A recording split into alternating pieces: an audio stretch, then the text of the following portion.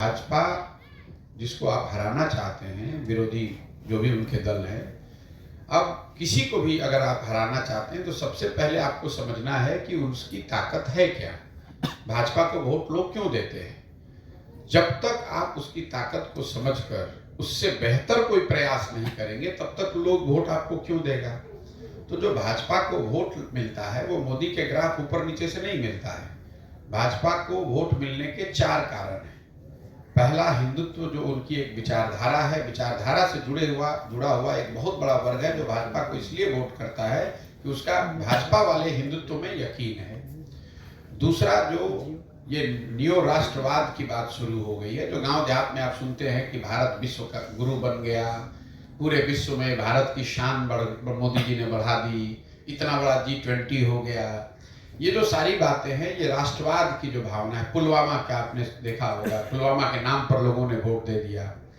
तो दूसरा जो वजह है, बड़ी वजह है कि राष्ट्रवाद की एक भावना को बढ़ाकर उसके आधार पर लोग भाजपा को वोट मिलता है। तीसरा, एक बहुत बड़ी संख्या में लाभार्थी हैं जिनको सरकार की अलग अलग योजनाओं के, चाहे शौचालय का हो, किसान स्वनिधि का हो, घर बनाने का हो, जिसको सीधे सरकार, केंद्र सरकार पैसे भेज रही है। और चौथा, जो बीजेपी का अपना संगठन है, उस संगठन की जो ऑर्गेनाइजेशनल और फिनेंशियल मसल पावर है। अब आप आरजेडी से अगर चुनाव लड़ रहे हैं तो आप 2-4 करोड़ रुपया पैसा देकर तब आते हैं चुनाव लड़ने, क्योंकि जो पार्टी आपको टिकट देगा वो पैसा लेता है।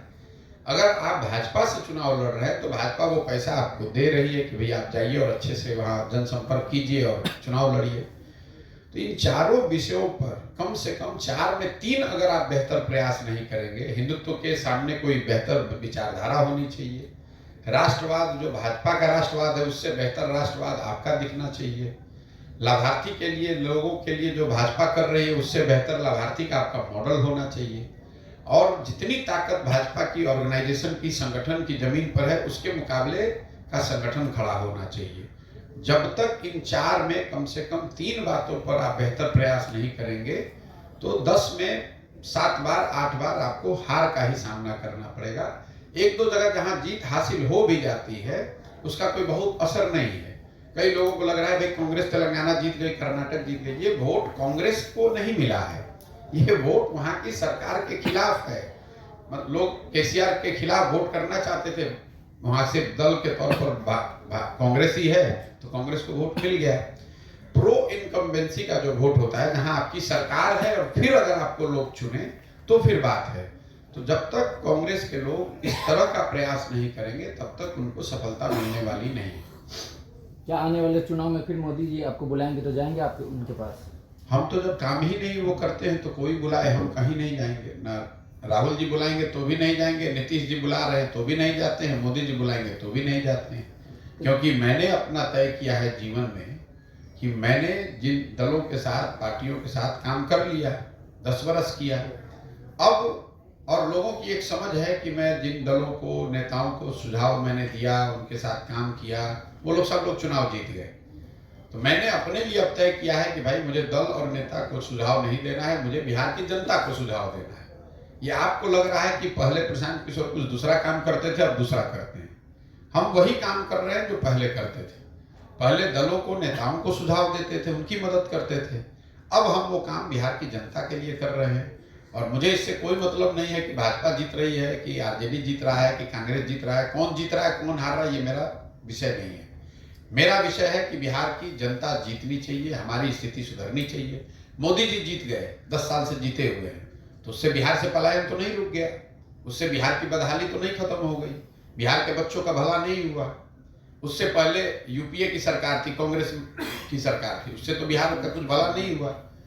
जब तक बिहार के लोग अपनी चिंता नहीं करेंगे, अपने बच्चों की चिंता नहीं करेंगे, तब तक मोदी जीते कि राहुल जीते, उससे कोई फर्क नहीं पड़ने वाला है। आपका और हमारा जीवन सुधरने वाला नहीं है। तमिलनाडु आज देश में सबसे अग्रणी राज्यों में है। तमिलनाडु में तो कभी भाजपा का, मोदी जी का शासन नहीं रहा है। तमिलनाडु में कांग्रेस आज 40, 50, 60 वर्ष से नहीं है। तो तमिलनाडु सबसे आगे का राज्य कैसे बन गया? जब देश आजाद हुआ तो तमिलनाडु और बिहार दोनों बराबर के राज्य थे। तमिलनाडु आगे इसलिए हो गया कि वहां के लोगों ने प्रयास किया, एक व्यवस्था बनाई, वहाँ आंदोलन हुआ, समाज द्रविड़ियन आंदोलन के नाम पर जगह इकट्ठा हुआ, उन्होंने अपने बच्चों को पढ़ाई पर ध्यान दिया। सबसे पहले केरल, तमिलनाडु वो राज्य हैं जहाँ पर लोगों की साक्षरता दर को बढ़ाया गया, उसी का उनको फायदा आज मिल रहा है। वो उनके यहाँ फैक्ट्रियाँ लग रही हैं और आपके हमारे बच्चे यहाँ से जाकर वहाँ मजदूरी कर रहे हैं।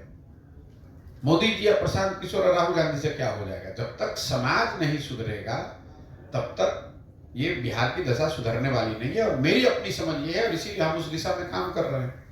सर, नीतीश कुमार की भूमिका को कैसे देख रहे हैं आप? आने वाले चुनाव में क्या उनका ग्राफ रहेगा, जनता में किस तरह का? आप बहुत देखना चाहते हैं। नीतीश कुमार की क्या भूमिका हुई? कोई भूमिका नहीं है। नीतीश कुमार की राजनीतिक जीवन का ये अंतिम दौर चल रहा है।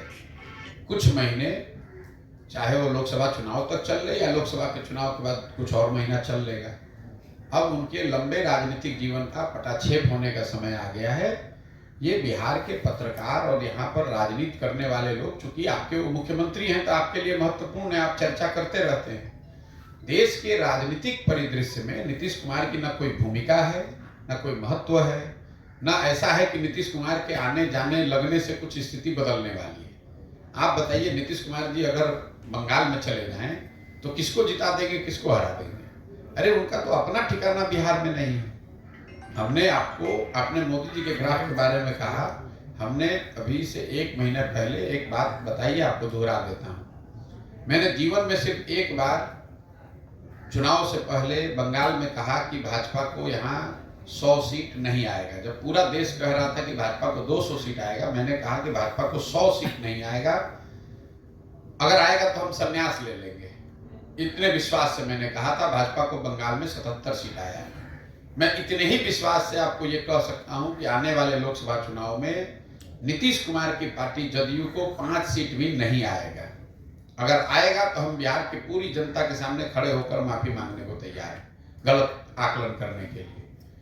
नीतीश कुमार की क्या भूमिका है? नीतीश कुमार को वोट देने वाला कौन बचा है बिहार में आज? आप पत्रकारिता करते हैं, नीतीश कुमार की ना इमेज बची है, ना कोई उनका संगठन है, ना कोई नीचे प्रभाव है। जनता त्राही त्राही करी हुई है। 42 विधायक का नेता जोड़ तोड़ करके कभी भाजपा के साथ, कभी लालटेन के साथ कुर्सी पर बैठना एक बात है और वोट लेना अलग बात। सर, आपने जो मधुबनी में भी यात्रा पूरी की है, दरभंगा में प्रवेश किया है, यहाँ की जो मूल समस्या है किसानों की, हर साल बाढ़ आती है, जल जमाव रहता है, इसके निदान के लिए अब तक आपको क्या समझ में आया कि अब तक की जो सरकारें हैं जो इसके निदान के लिए काम नहीं की, जिन पे काम होना चाहिए? इसलिए नहीं किया। मैं आपको एक चीज बता दूं, बिहार, मैंने बताया कि जो जल संसाधन में कुप्रबंधन है, अभी आप ही के जिले के मंत्री हैं जो जल संसाधन विभाग के मंत्री हैं। आपने पत्रकार होने के नाते आपको एक जानकारी दे रहा हूं, आप इसको याद रखिएगा। बिहार में चाहे गठबंधन किसी का हो, सरकार किसी की बने, जल संसाधन विभाग जो है वो उसी के पास रहता है जिसका मुख्यमंत्री होता है। क्यों? क्योंकि ये चोरी करने का सबसे माकूल विभाग है। सड़क में भी चोरी हो रही है, भवन में भी चोरी हो रही है, दूसरी योजनाओं में भी चोरी हो रही है। लेकिन अगर सड़क में चोरी कीजिएगा तो कम से कम जनता को ये दिखेगा कि ये सड़क खराब बनी है। जल संसाधन विभाग ऐसा विभाग है जिसमें हर साल करोड़ों रुपए की चोरी होती है और उसको कागज पर लिख दिया जाता है कि बाढ़ आया, सब बह गया। उसका ना कोई जांच हो सकता है, ना आप उसको पकड़ सकते हैं, ना जनता को दिखता है।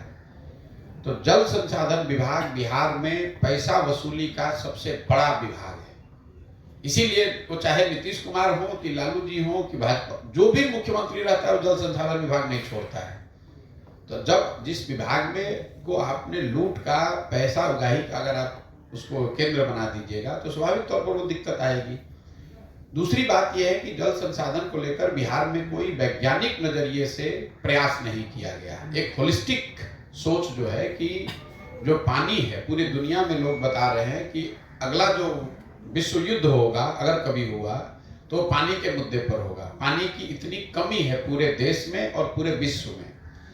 जिस राज्य में पानी की बहुतायत है, पानी बहुत ज्यादा है, उसको आप प्रबंधन नहीं कर पा रहे हैं। तो मैंने जैसा आपको बताया कि रोड के एक किनारे पानी साल भर लगा हुआ है और दूसरे किनारे का जो खेत है वो सूखे से प्रभावित है।